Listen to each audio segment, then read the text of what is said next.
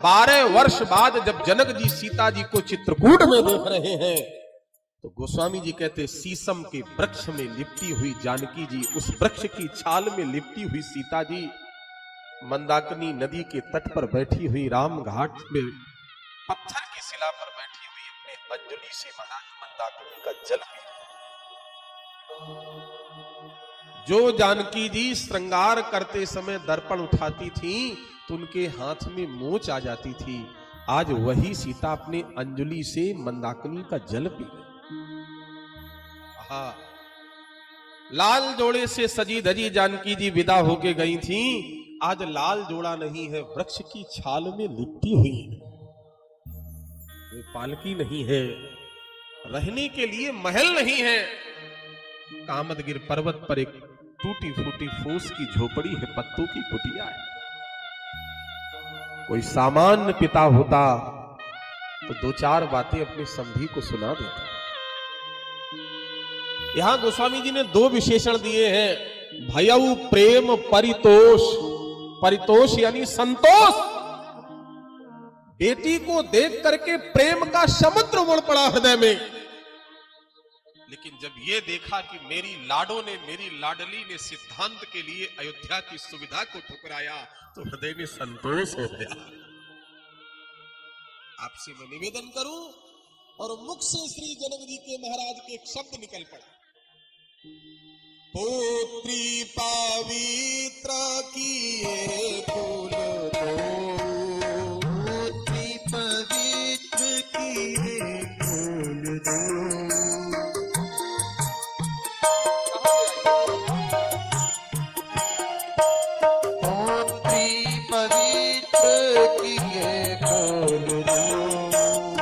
सबको जस धवल जल कर सबको,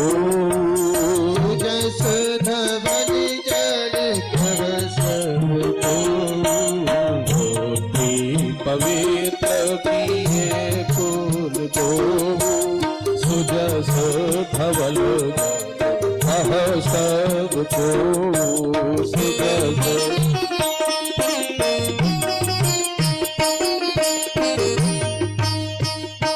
मेरी बेटी तूने दोनों कुलों को पवित्र कर दिया है।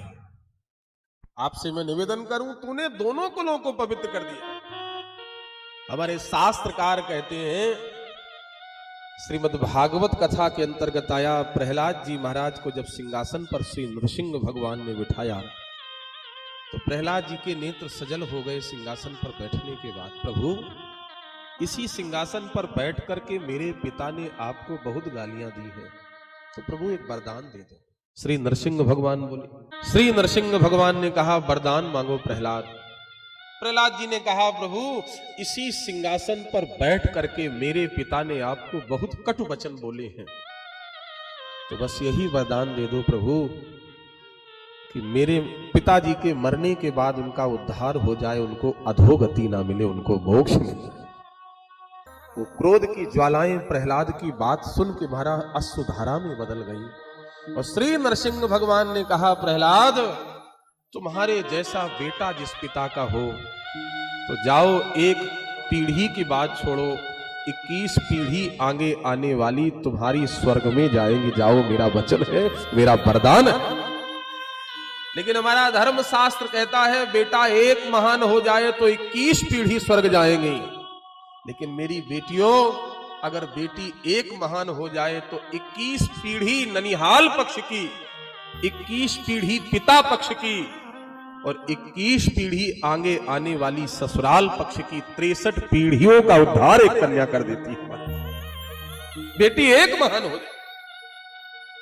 श्री जनक जी कहते हैं बेटी तूने दोनों कुलों को पवित्र कर दिया। हम जैसे जनक के कुल को सुयस दे दिया, सुजस धवल, और श्री दशरथ जी के कुल को धवल बना दिया। और आपसे मैं निवेदन करूं, श्री जानकी जी के लिए श्री जनक जी ने जो यहां विशेषण लगाए हैं पूरी मानस में राम जी के लिए भी नहीं लगाए। गोस्वामी जी लिखते हैं जनक जी ने कहा जित सुर सरी कीरति सरी तोरी, गवन कीन विधि अंड करोरी। तो ध्यान से सुनना आज की कथा जरा। इस संसार में, इस धरती पर सबसे बड़ी अगर किसी की कीर्ति है तो प्यारे श्रोताओं, भगवती गंगा मैया की है। गंगा मैया की कीर्ति सबसे बड़ी है। हमारा शास्त्र ये कहता है कितना भी बड़ा अगर गंगा जी के तट पर महाराज, और यदि कुछ भी उपलब्ध ना हो तो आज्ञाकारी बेटा हो उसका, जो भगवान को मानने वाला हो, बेटे के गोद में प्राण छोड़ दे तो उसका उद्धार हो जाता है।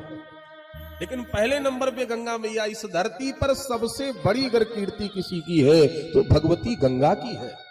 गंगा मैया के स्नान करने से नहीं, गंगा के आचमन से नहीं, गंगा मैया के केवल दर्शनों से ही मुक्ति मिल जाती। हमारा शास्त्र है गंगे तो दर्शनात् मुक्ति। और गंगा मैया वो माँ है कि भगवान भी जिनके सामने असहाय होके खड़े हो गए। और भगवती राज राजेश्वरी ने अगर मानस में मांगा है तो गंगा मैया से मांगा है। पति देवर संग कुशल बहोरी, पति देवर संग कुशल बहोरी, पति देवर संग कुशल बहोरी, करो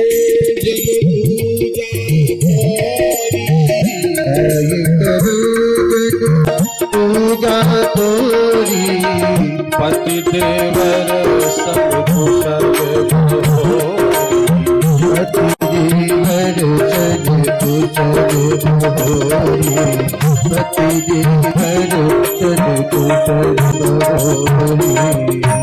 भगवती सीता जी ने भी अपने आंचल को फैला के गंगा जी के सामने मांगा, मां पति और देवर के सहित कुशलता से मैं अयोध्या आई तो तेरी कलकल करती हुई धारा में मैं जलाभिषेक करूंगी, पूजा करूंगी। आपसे मैं निवेदन करूं, गंगा जी की महिमा धरती पे सबसे बड़ी है। लेकिन श्री जनक जी कहते हैं गंगा जी की महिमा, गंगा जी की कीर्ति आकाश से पृथ्वी पर आई है। लेकिन सीता, तेरी कीर्ति तो पृथ्वी से आकाश की ओर गई है। तेरी पृथ्वी कीर्ति तो पृथ्वी से आकाश की ओर। जित सुर सरी कीरति सरी तोरी,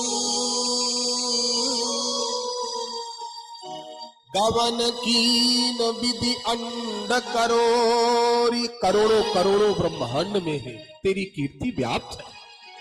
गंगा मैया ने पति की बात नहीं मानी, शांतन से अलगाव किया। लेकिन तूने तो पति की बात मानी, पति की लीला को संपादित करने के लिए तो वनवास है। इसलिए तुम्हारी कीर्ति गंगा की कीर्ति से बड़ी है। श्री जनक जी महाराज जानकी जी को देख रहे हैं और जानकी जी जनक जी के हृदय से लिपट के फूट फूट के रो पड़े।